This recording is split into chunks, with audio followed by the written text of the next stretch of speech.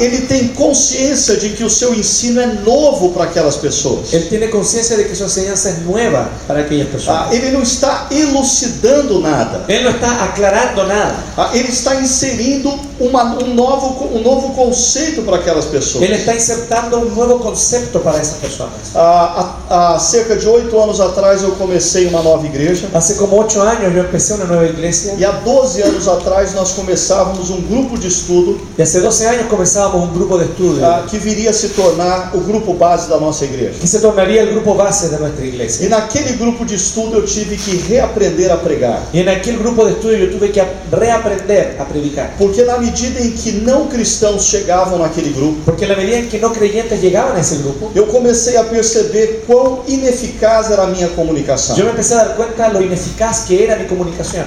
E eu diria que grandes pregadores na atualidade, Y yo diría que grandes predicadores en la que actualidad, fazem as nossas igrejas darem muitas risadas ou chorar demais, que hacen que nuestras iglesias se rían o lloren, simplesmente não conseguem se comunicar com o mundo real. simplemente no logran comunicarse con el mundo real. Porque sua pregação, seus estudos Porque su predicación, sus estudios, estão carregados de conteúdos que o mundo do lado de fora da igreja não conhece. están cargados de contenidos que el mundo de afuera de la iglesia no conoce. E uma das coisas que eu tive que aprender ao comunicar para esse público Y una de las cosas que tuve que aprender al comunicarle a este público é que nas mínimas coisas, quando eu estou lendo um texto bíblico es que en las mínimas cosas, cuando estoy leyendo un texto bíblico e aparece uma menção a Abraão, y aparece una mención, no se menciona a Abraham, de alguma forma eu preciso primeiro explicar quem é Abraão. primero yo necesito explicarles quién es Abraham.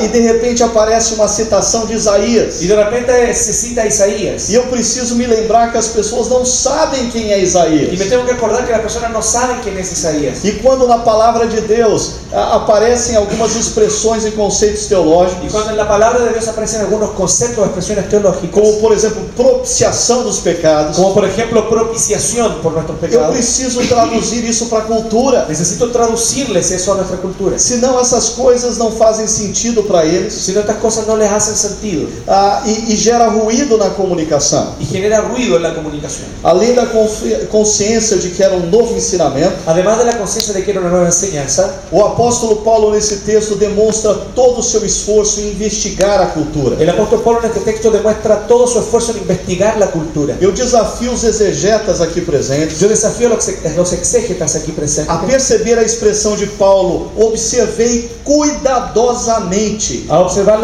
a mirar la atención de Pablo. Observé cuidadosamente. Ele não observou superficialmente a cultura. Él no observó superficialmente la cultura. Ele foi a fundo na análise cultural daquele povo. Él profundizó en el análisis cultural de ese pueblo.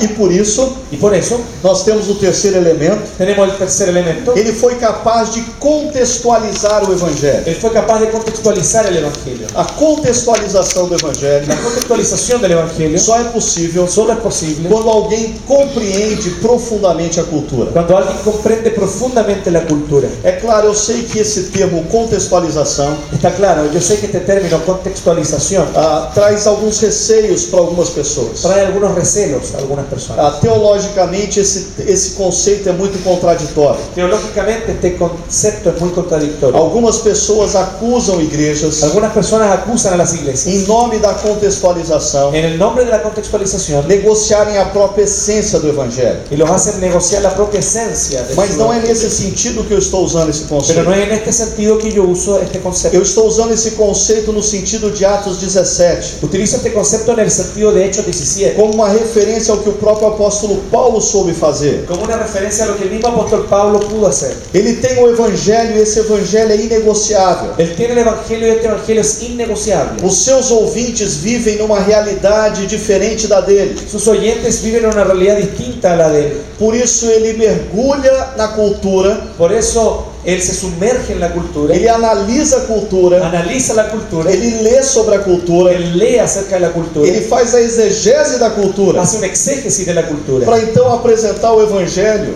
para entonces presentar el evangelio numa forma que faça total sentido para o homem ateniense. de una manera que le haga sentido al hombre ateniense.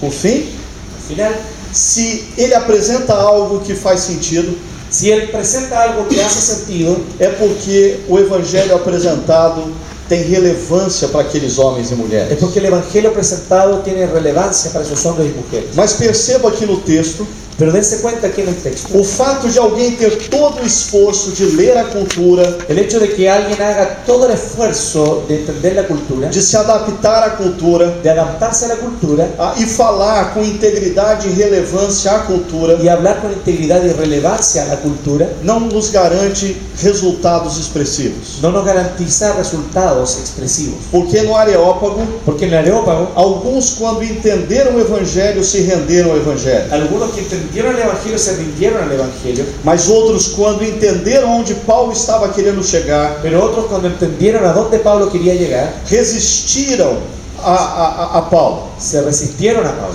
Mas eu queria chamar a sua atenção para uma coisa muito importante. Pero yo quería llamar la atención de ustedes para algo muy importante. Aqueles que resistiram, Aquellos que resistieron, eles não resistiram porque a forma de Paulo era inadequada. ellos no resistieron porque la forma de Pablo era inadecuada. Eles não resistiram porque o discurso de Paulo não podia ser compreendido. Ellos no resistieron porque el discurso de Pablo no podía ser comprendido. Eles não resistiram porque Paulo parecia um ET, alguém vindo de outro mundo. Ellos no resistieron porque Pablo parecía un extraterrestre que venía de otro mundo. Eles resistiram porque o próprio evangelho em si Ellos resistieron porque el propio evangelio possui elementos que geram resistência no coração de alguns. posee elementos que generan resistencia en el corazón de algunos. Mas o grande problema de muitas das nossas igrejas, Pero el gran problema de muchas de nuestras iglesias, não aqui no Chile, lá do Brasil, no aquí en Chile, en Brasil, as igrejas do Chile não têm problema. las iglesias en Chile no tienen problema. Eu vou citar vários exemplos sobre as igrejas lá do Brasil. Voy a citarles varios ejemplos de las iglesias en Brasil. Muitas das igrejas lá do Brasil Muchas iglesias allá en Brasil justificam o fato de não estarem crescendo, justifican el hecho de no crecer,